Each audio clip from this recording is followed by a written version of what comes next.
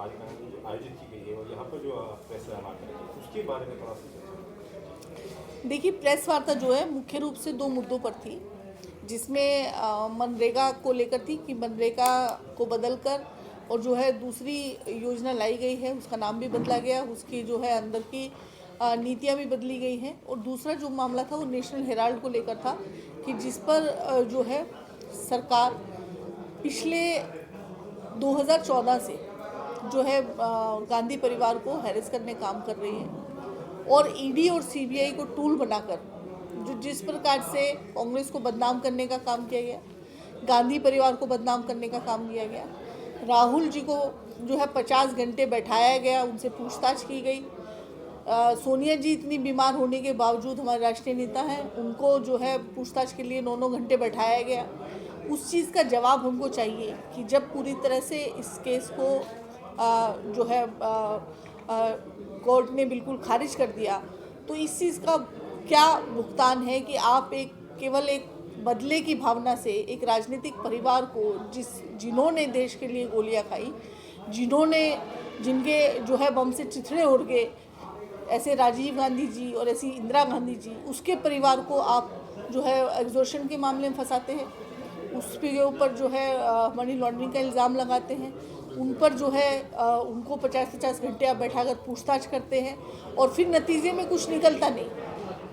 ED और CBI खुद कहते हैं कि एफआईआर का कोई मामला नहीं है, उसके बाद लगातार जो है इतने साल तक इस मामले को लंबित किया जाता है और बदले की भावना से पूरी कार्रवाई की जाती है। तो एक तो ये नेशनल हेराल्ड मामले पर जो है हमारी प्रेस थी कि इस प्रकार से जो हमारी हैरेसमेंट हुई, जो कांग्रेस को और गांधी परिवार को बदनाम करने काम किया गया, तो उसका हर्जाना कौन भुगतेगा। और आपके माध्यम से हम पूरे लोगों तक ये मामला ले जाना चाहते हैं और लोगों को लेकर साथ में और इस चीज़ पर आवाज़ उठाएंगे। दूसरा मामला हमारा मनरेगा का था कि मनरेगा की जो योजना है वो कल्याणकारी योजना थी, मज़दूरों के लिए लाई गई थी। उसमें जो है पूरी जो सब जितनी भी पार्टियां थी उस वक्त 2005 में सभी पार्टियों ने इसका समर्थन किया था और इसमें मज़दूरों को रोज़गार देने की गारंटी दी गई थी,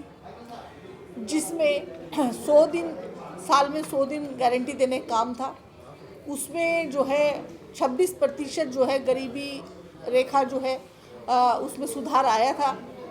उसके बाद इसका सबसे बड़ा जो एग्ज़ाम्पल है वो कोरोना काल में हमको देखने को मिला 2020 में, जबकि लोगों के पास खाने को पैसे नहीं थे, रोज़गार पूरी तरह से ठप था,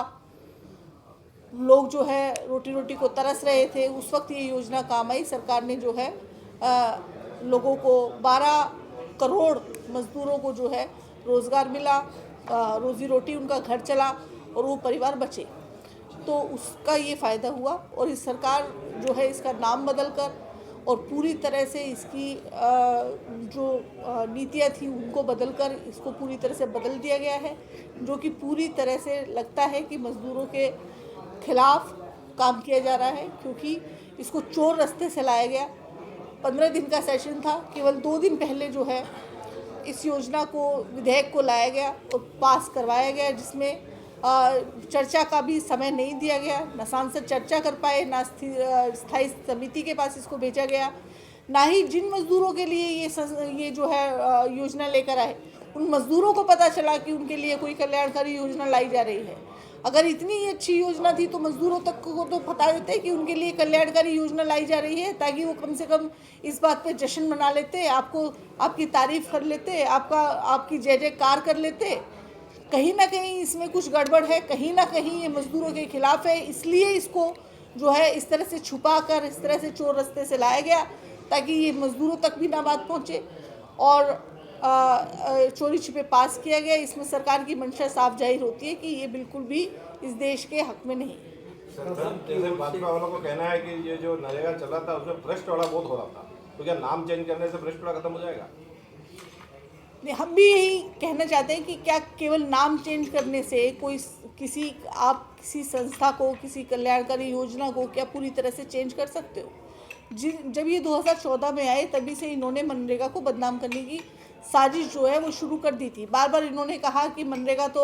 जो है गड्ढे खोदने काम करती है, मनरेगा सड़कें खोदने काम करती है, मनरेगा में कोई काम नहीं है, इस प्रकार का इन्होंने एक परसेप्शन तैयार किया गया है जो कि इनकी रणनीति है। ये किसी भी चीज़ को जब ख़त्म करने का काम करते हैं या उसको बिगाड़ने का काम करते हैं, उसके पहले कई सालों से पहले एक परसेप्शन तैयार करना शुरू करते हैं जो कि लोगों के दिमाग में बैठाई जाती है बात। मैंने पहले ही आंकड़े आपको बता दिए हैं कि 26% गरीबी रेखा में इसमें सुधार आया था, और जो है कोरोना में, ये तो सरकारी आंकड़े हैं कि 12 करोड़ मजदूरों को रोज़गार की गारंटी मिली, उनके घर में रोटी आई। तो ये कल्याणकारी योजना ये ख़राब कैसे हो सकती है, पहली बात तो। और आपको इसमें सुधार करना है तो सुधार कर लीजिए। इसमें राष्ट्रपिता महात्मा गांधी का नाम हटाने की क्या ज़रूरत थी? वो तो एक पार्टी के नेता नहीं है, वो तो अंतर्राष्ट्रीय नेता हैं। वो तो पूरे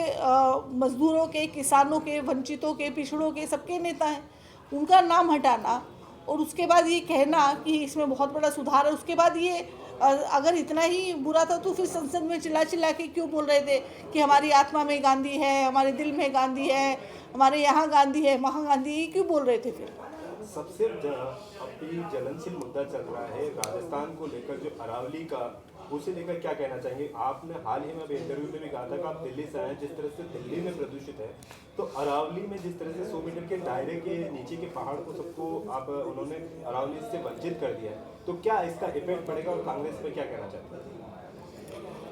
देखिए, किसी भी प्रकार के प्राकृतिक संसाधन जो होते हैं उनको नष्ट करना एक तरीके से देश की संपत्ति को जो है नुकसान पहुंचाना जो है वो देश के खिलाफ होता है, और उसमें किसी प्रकार से भी कांग्रेस जो है इसमें अप्रिशिएट नहीं करती है। कांग्रेस सरकार इसके खिलाफ है। मेरी बात हुई थी फतेह सिंह राठौड़ जी से, उन्होंने जो है इस बारे में मुझे बताया था कि कल से ही इस मामले में हमारा आंदोलन जो है शुरू हो चुका है इसके खिलाफ, और हम पूरी तरह से इसके खिलाफ हैं और सरकार को ये काम नहीं करने देंगे। सर, आपसे भी एक सवाल है कि जिस तरह से उदयपुर में अभी हाल ही में यातायात को लेकर कई अव्यवस्था दिख रही है, कई तरह के मामले सामने आ रहे हैं, जनता त्रस्त है, लेकिन इसमें जनता कह रही है कि विपक्ष